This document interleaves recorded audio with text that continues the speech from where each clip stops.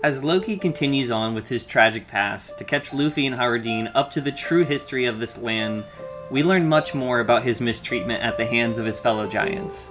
However, we also learn about a certain lurking legend that came into Loki's life and inspired him, similar to how Shanks motivated Luffy. But before we give too much away, we're going to jump into a dual chapter review for chapter 1154 and 1155. And as always, we're going to start with the cover series, and as we check back in on Yamato's travels, we do see her and her accomplices visiting a grave in, the graveyard that they have in Ringo for a lot of warriors and legends. And something that's very interesting is they talk about this is the burial site of a hero born in West Blue that was raised in Ringo. And we know a lot of people from West Blue, but very little people have an actual connection to Wano. Yeah, it'd be very interesting to know just who this unnamed hero is. Could be Ulti's parents, it could be Ryuma even, based just on the unclear origins of where he came from. It could even be someone that just had a profound effect on this place, like Rox or someone from his crew. And some people might not think Rox is a hero, but we have yet to learn a lot about him just yet. So instead, let's jump into the chapter itself, with the title being, I Can't Even Die.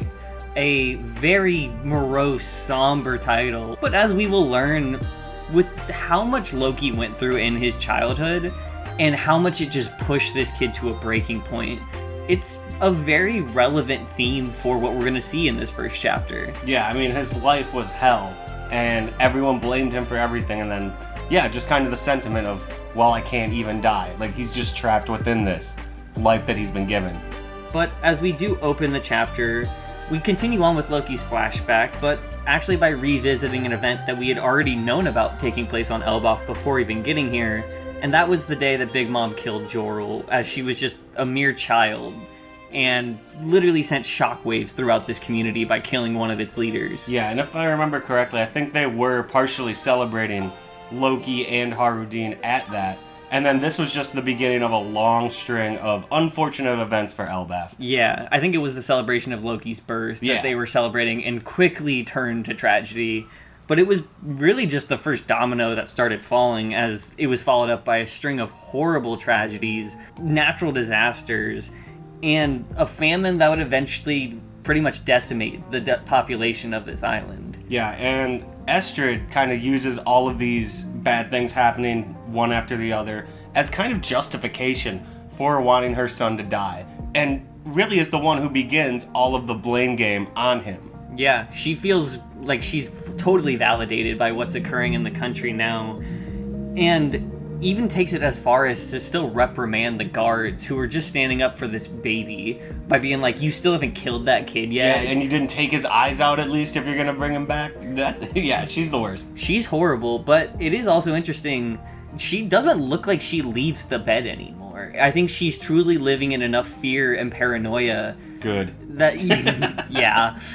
I want nothing but the worst for her. But it does seem like this is like the start of the break for her, where she's not even acting like herself or a human anymore. This isn't what she signed on for when she became queen. She just wanted all the riches and the good stuff. Yeah, now she has to reject this child from giving hugs and snuggles. It's so hard to be a parent. But as the times do become desperate, even the giants of the individual villages are facing a really strong moral quandary of, my children and family are starving, there's no food left, and the only way that I could potentially provide that is to turn on my fellow giants at these other villages, as they were still kind of broken up and not interconnected as we see today. Yeah, and then we also see the aptly named Hunter's Village starts attacking other places just to loot them for their food and supplies. And I mean, it becomes that kind of dog-eat-dog world that they have to survive in. Mm-hmm. And it doesn't help that with Harald's doctrine that he's preaching of trying to get along with humans, they could raid and reave all of these human villages, but that would go against their king's wishes. So it kind of sets them in this cage where we have to turn on each other if we even want to survive, and that creates a really bloody period in their history. And it gets so bad that an older giant even goes as far to lash out his anger towards Haraldine as a child. It's not even just Loki that's getting the blame now. And he basically, pretty stupidly, but claims that Haraldine needs to pay with his life because of what his brother brought on the world. He has to now be sacrificed. Yeah, and these are also, like, events happening years apart. It's just, like, bad things happen, and they're like, oh, now we have a famine that Loki caused, so now you have to pay for it. They're really just looking for somebody to blame. Yeah, that's just losing your mind due to the horrible conditions. You're absolutely wrong. And luckily, Ida is nearby to intervene and tell him, like, no, that's stupid, you're not going to touch my son. But she doesn't really have the physical necessities to stop this giant warrior. No, she's not from Elbaph. She wasn't raised on fighting in war. Well, and he doesn't respect her either, that giant. No, he calls her out in, like, the woman who seduced our king, and even starts to, like, choke and attack her. But coming at just the right time, King Harald is plenty strong enough to take care of this dude, and even punches him over the head and just buries him in the ground before him. He does not mess around when it comes to his family, so you do not touch them. And in the effort, he not only saved his family, but he also came with reinforcements. He was out on aid missions and connecting with these humans, and because of his efforts, they are coming to their aid as well with shiploads of food to help this country get through a massive famine. Right, so he was a good leader to that degree, where he actually had a plan in place, but there was just that overlap of the people needed food quicker, they needed it now, and their family were starving, so they had that in-between of just kind of chaos. Yeah, he is a great leader when he's there, but it seems like his mission just takes him away from his home too often to be effective. When they need him there. It is also kind of surprising, I was saying, that you don't see, like, any flags of nations that we might have thought would be allied with, like, the ideals of Harald, but this is just very nondescript ships, but it does show how many people align with his mission and how many people do want to connect in a way that's separate from the world government. So it's also showing that there is traction there towards what he's building for. But even with this relief for Elbaph handling their food shortage, Harald did lose something. And we may hate her, rightfully so, as fans, but he does seem to genuinely mourn the loss of Estrid at her funeral.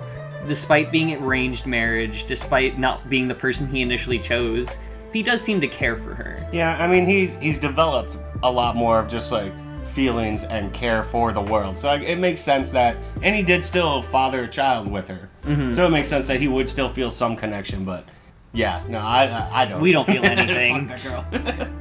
However, Harald didn't just lose something. He also did gain his son, as you said, this being the first time he actually gets to meet Loki, as he embraces his son and gives him the love that he was craving from his mother from the start.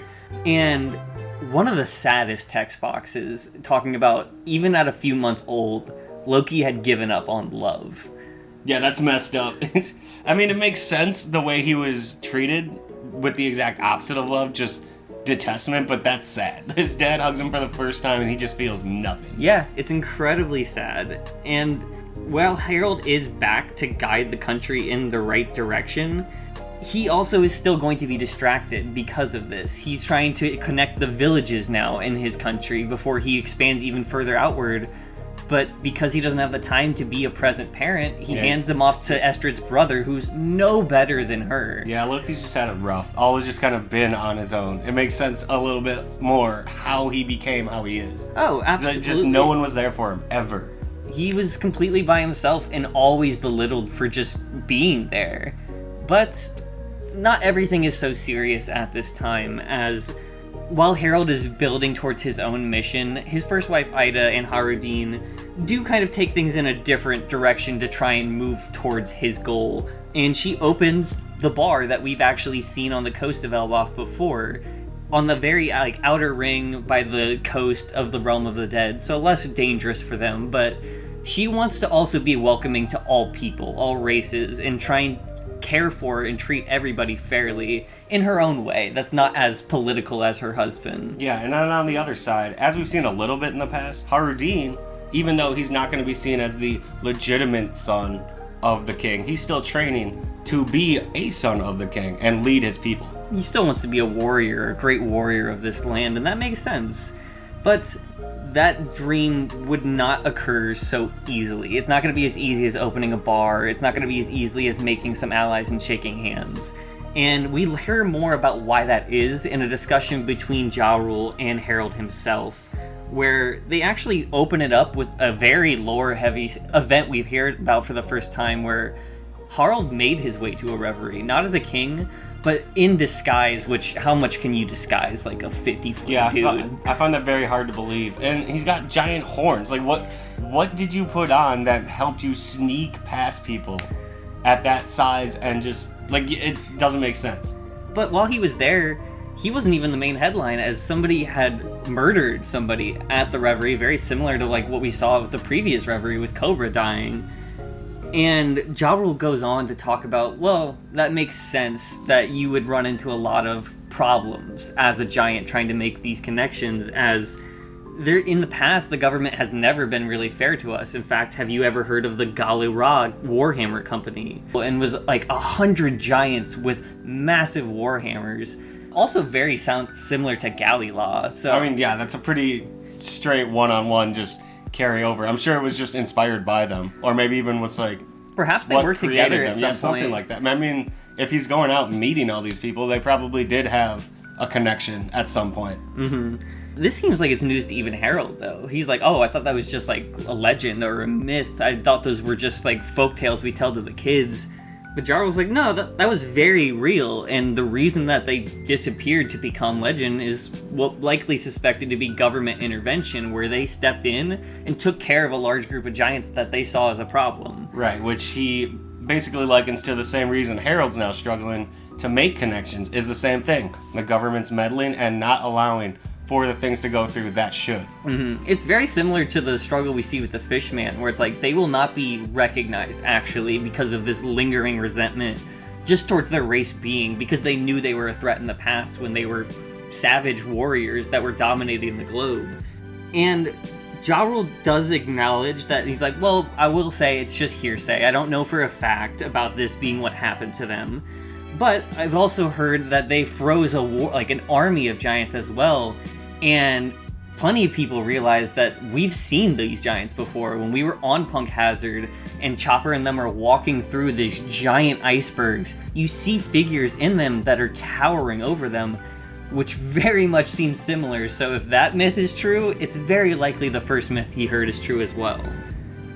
However, despite all of this pushback against his people, Harald is undeterred. He's promised himself, this is what I'm going to do, and he's following through.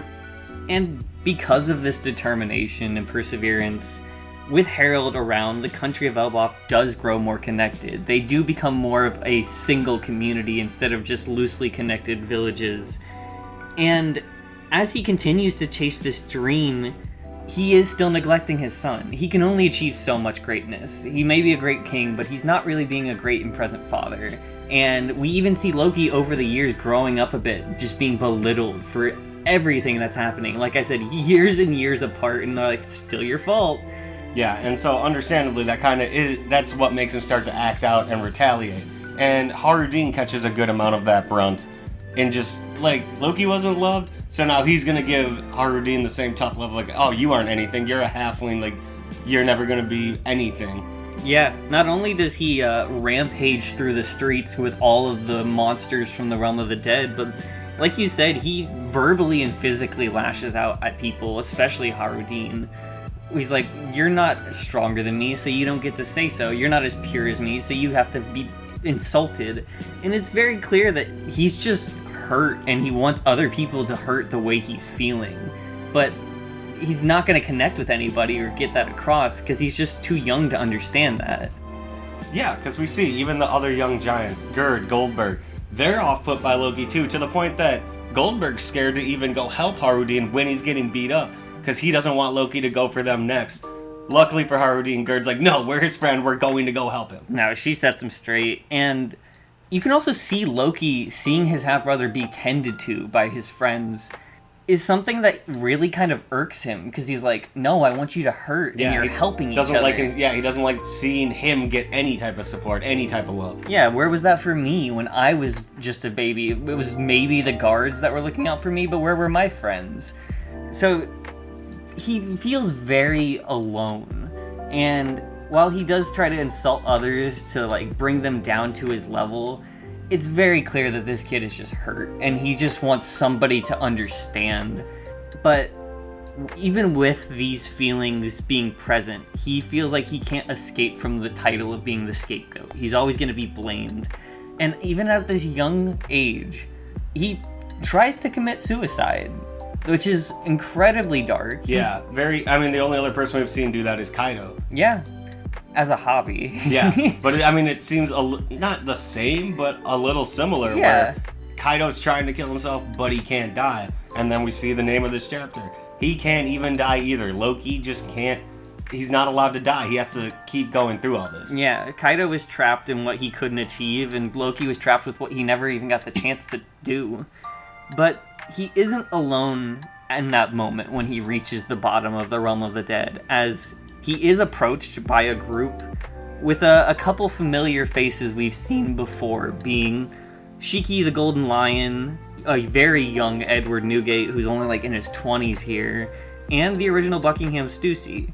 But there's also somebody that we've been waiting to see for a very long time. Yeah, which is, of course, Rox D. Zebek. And, you can just see, this is the father of Blackbeard. You see it in his eyes. You see it in his face. His facial features are the exact same, except he has all his teeth. But we even get a little text box that says it. This is like his title card. He is the pirate, the lurking legend. And I'm also going to just toss in that he's definitely, confirmed that he's the father of Blackbeard. Yeah, father of Emperor Blackbeard. We're not leaving anything up to interpretation. That's what it is. He cuts right to the chase, too, where he's like, 2 questions, you better answer yes, I hate the answer no. Is this Elbaph, and is Harald here? So he is here with bad intentions, and I had no anticipation we were going to learn anything about Rox in Elbaph. Yeah, this came out of nowhere, especially during what we thought was going to be just a Loki flashback. I guess it makes sense now that we know this is the guy he looked up to, but this is a lot of background we're getting on him. Basically, the veil's being ripped back on him. And the first thing we learn about him in terms of accomplishments is he killed a Navy admiral. Yeah. Snuck into Marishwa and was a bigger deal than King Harald being there.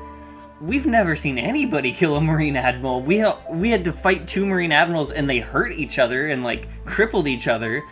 But nobody's killed one. He did so and he came out clean on the other side. Yeah, he's insane. Might have actually been better than Roger. But luckily for us readers, after waiting for so long to see Rox, Oda isn't just going to tease us. And as we continue on with Loki's flashback, it's kind of entirely taken over by this man, as he just takes center stage. So, let's learn a bit more about this legendary pirate in chapter 1155 as well. And starting off, we don't get any actual cover series for Yamato on this one, just a fun color spread. Yeah, it is kind of funny to see Oda be a bit more lighthearted during this, with some flying penguins and the crew just walking across these ladders on top of buildings, but that's not what everybody's here for, so let's get on with it, and we'll start with the title, The Rox Pirates.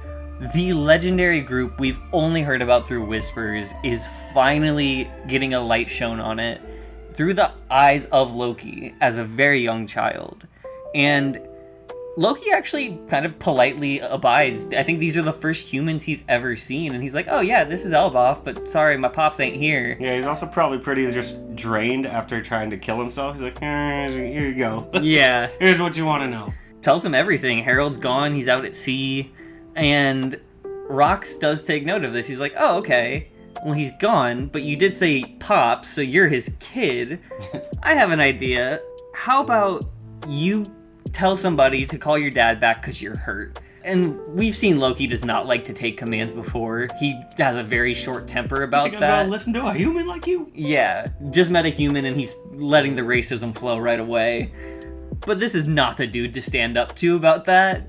And he is immediately put in his place, as they even describe Rox, who is apparently a swordsman, as somebody whose attacks were so potent they were like cannon blasts. Well, and when we saw that first flashback of Loki as a kid meeting Rox, they did say hey, you just got a kid. What are you doing? That's what this is. I'm almost positive. And he went, oh, you're gonna talk back to me? Well, I think later he tried to join and he stabbed him down. He's He just out. assaults him. And he's like, oh no, don't worry, you're not lying to your dad. I am going to hurt you. And then you can call your dad back. But, man, him being a swordsman, I did not see. Blackbeard obviously has no swords. But I guess that's kind of similar to, like, Roger was a swordsman and Ace didn't use a sword at all, so... Yeah, no, I didn't expect him to have that either. I thought he'd have some insane devil fruit. But... as it was alluded to in the previous chapter, we also do know that Rox and Harald crossed paths at the Reverie, where he not only killed an admiral, but he apparently also kidnapped and attacked 5 different monarchs while he was present, held them as hostages in the attempts to try and leverage something against Emu, and even made it so far as he found his way into the flower room with Emu, the heart of Marigeois that nobody else has ever been in besides his direct servant. Yeah, absolutely one of one feat. No one's done it before, and at least to this point, no one's done it since. That we know of. And he just waltzed right in and then back out. And obviously, Emu doesn't care about people's lives. These 5 kings can die, they'll be replaced, it doesn't matter. So that's not going to work for Rox. But just the fact that he was able to walk in, confront Emu, talk some shit, and then walk away, unmatched. No, that's insane.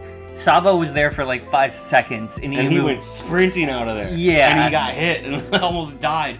This guy walked in and was like, I'll be back.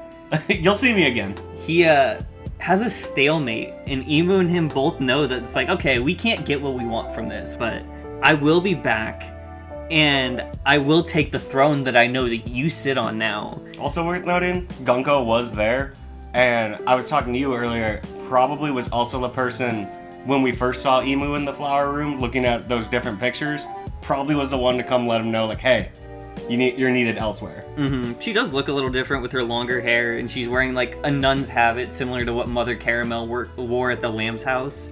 But this is unmistakable by her eyes alone. Yeah. Another interesting note, though, is they talk about the fact that Rox is a man who admired Davy Jones.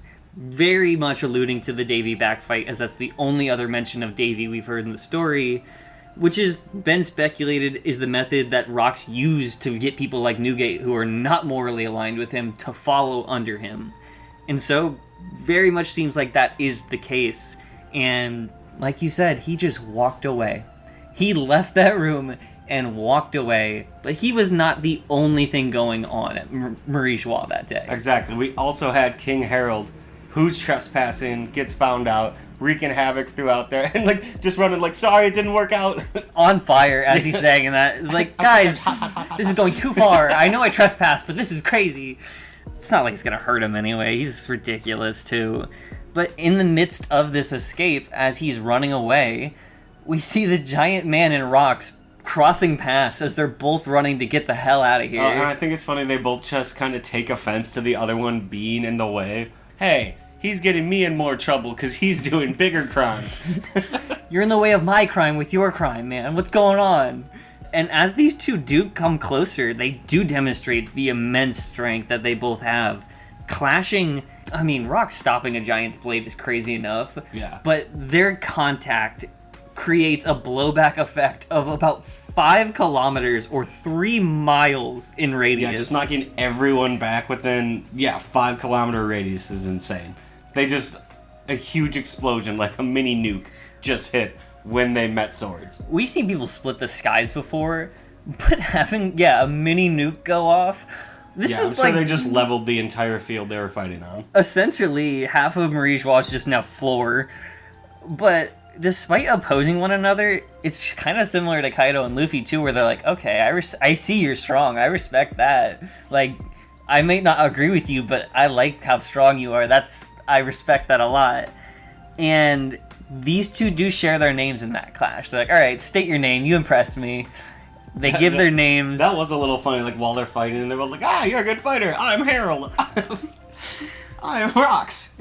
I'll see you again. Yeah, that one interaction alone ensured that these two were not going to forget each other anytime soon. And while Harald may have respected his strength, he also gave him directions, which is funny as well. So they kind of went from, like, enemies to lovers real fast in that moment. Yeah, like, hey, we gotta get out of here now. But he's no fool. He's a king. He has a mission, and he's not going to associate with terrorists. So as the two do go off their separate ways, Harald just decides, okay, I'm going to get out of here by jumping off the red line. Yeah, I don't need to be with you. Bye. I mean, we don't have an exact height as to how tall the red line is. It's extremely tall. It's probably not like 10 kilometers like Sky Islands are, but it's a couple thousand meters. Yeah, it's still an insane drop to just hop off of. But this event not only made Rock's renown, but it gave him a fat bounty as a result of it. Yeah, I mean, like you said, Admiral, murder, that's a cardinal sin. They said the most grievous of sins. Because, yeah, we've never seen that. That's the best of the best for the world government. Walking into their diplomatic, like, once-a-year thing and just murking him. Yeah. Taking kings hostage on the side. Going and confronting the true leader of the world. Yeah, they're going to go after that guy with everything they've got. I mean, it's also Marie Joie. They have the best doctors in the world there for the Celestial Dragons. Yeah, and they said they tried to save him, but just couldn't do it. They could not fix this man. He killed him. He killed him. He killed him hard, and then went on to also rob their ships later to fund his own ventures. But another thing of note that's kind of interesting and more of a smaller detail, Rox's bounty poster there is very nearly identical to the pose we see in Buggy's bounty poster. And there's been some fun theories that Buggy was like his second child for a while. I love it. Buggy's the little brother to Blackbeard. Yeah, it's a weird family tree. I do kind of see it in their face too.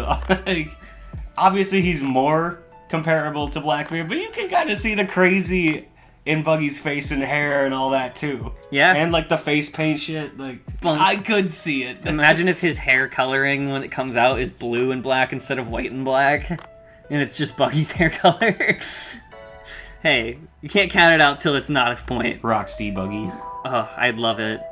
But we also do see, like, now his name is out there, he needs to get moving with his mission. And as we had already suspected, his admiration for Davy Jones means that pretty much every single person that he gets to fall under his heel was done through a Davy back fight. He put them all into submission by following what's kind of more of an offhand rule of pirates, but one that they all do seem to abide to. Yeah, I mean, and they're pretty explicit about it, and we'd already known that, is that no one there really was serving Rox. They were just following him as the strongest of them, but they all had their own individual goals. Mm-hmm.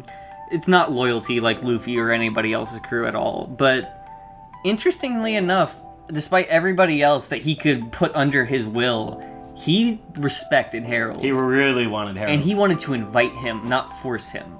So this is somebody he clearly had an eye out for.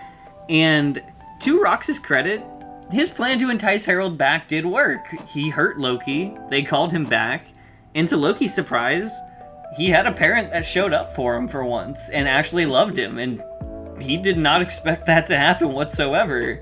But, first time for everything. Yeah, I mean, man, if only Harald was around more often, he might have turned out a bit different. However, now that he has his attention, Rox gets to the real point as to why he was there. I want you to recruit you to my crew, and you've seen how diplomacy is going to run you into a wall. They're not going to work with you. They're not going to make it work when all the people you're working with are just pawns. You have no substance to hold your point up. And he also tries to appeal to his bloodlust too. Like, I know you're still a warrior. I know you're still a killer. It's in you. Yeah. He does play on a lot. He's a persuasive guy. Yeah. He very clearly has a leader's kind of mentality. However, Harald does remain very firm in his beliefs. He rejects the notion of joining and becoming a Rox follower, as that could very well lead to everybody he's convinced to follow his new doctrine abandoning that entirely. Yeah, and he can tell by the people that, yeah, like you said, that they're not the type of people he wants to associate with. They've just figured out this new age, this new way of life, and yeah, this would absolutely set them right back to what they were. And he also does offer a warning to the other followers of Rox that he's like, hey, this guy's gonna lead you to your death if you're really following him loyally. Yeah, and they laugh at that. Following? We're not following anyone. No. We kind of get an individual look at old and new members of the crew as Shiki's like, yeah, no, we're not here to follow. We're out for ourselves. Stussy talks about how lucrative it could be and how interesting it is. And we get a new character as well with Don Marlin, who's a very clear nod to Marlon Brando's godfather. Yeah, I love that guy. The original Beji. Yeah, essentially the first gang leader out of West Flu. However, we also keep going on as these pirates do kind of explain their real plan. This is a job. They want to get paid. And the real target that they have their sights set on at the moment is Hachinosu, which is just One Piece Australia, essentially. Yeah. It's where we send all our criminals and hope that they die, but they kind of banded together, and they allude to the fact that it was probably because of rocks that they banded together, luckily found a gold deposit to fund their efforts, and now it's just a hive of criminals and pirates. Yeah, and I mean, that's Rox's dream, and we now see it in current days. Blackbeard's continued dream is to make Pirate Island the actual pirate island, to become recognized for that worldwide, and use it to rule the world, to have that be like their capital. Mm-hmm. And another interesting note, we see a character we've heard about before, and they even say so in his title box. He was the future Commodore of Pirate Island, the one that Blackbeard took it from, being Ochoku, who is also known as Wang Ji. Looks dead on like Caribou. He looks a lot like Caribou. The tongue, the slicked back hair. He is most definitely his father. And that makes sense now why Caribou immediately was like, I need to go to Blackbeard with all this information I'm gathering, and why he seems to already know so much, even just as a slimy, scummy guy hiding out in barrels and stuff. Mm-hmm. There's more to it. He had his father on the original Roxas crew, so he knew likely what Blackbeard was way before the rest of us. Oh yeah, it's probably just why he was so committed. He's like, oh, I'm going to bring his father's ambition to life because my father followed him. However, Rox does go on to explain the bulk of his plan. We know that this island is our target. We told the world government we'd take it over for them. We're going to betray them, obviously, because we are pirates. And we're going to use that as a base so that we can tear down the Holy Land and conquer this world and become its king, so that no one can stand in the way and no one can tell us what to do. And Harold is basically like, look, man, you're taking on the whole world. You're making everyone your enemy. It's just too much. It's never going to happen. Like, you need to be realistic. But props to Rox, man. He's not letting anyone... Nothing lasts forever, but I'm going to do this. Mm-hmm. He is set on it. And the reason he's so set on Harold, too, is he's like, hey, if you and I team up... And that's why he's the one guy he respectfully wants to join his crew. Yeah, it's because he's like, us two together, no one can stop it. Yeah, we would tear them down in a year, maybe. He's fully convinced he can handle himself, and this is a dude who stood eye to eye with Emu, so I believe him, too. Also, of all the Blackbeard resemblances, this is the Blackbeardiest. This picture right here. Yeah. Of him saying, we'd be unstoppable. You can see that crazy in his eye. And we also do see Loki, who had been kind of peering through the door, listening in on this conversation between his father and this crazy pirate. And unlike his father, who would go on to reject the invitation time and time again, because this was not just a one-off thing, Loki kind of found purpose in that idea. Yeah, he's like, this is the guy I want to follow and give the rest of my life. Like, he's got the right idea. Mm-hmm. Like you said, might makes right. Rox is the embodiment of that. If we are on top, no one can say what we are doing is wrong, and no one can blame me anymore.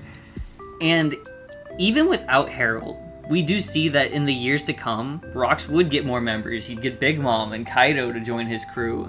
And he would go on to write his name all over this world, so much that the world government had to spend the next decade or more trying to scrub his name out from as much as they could.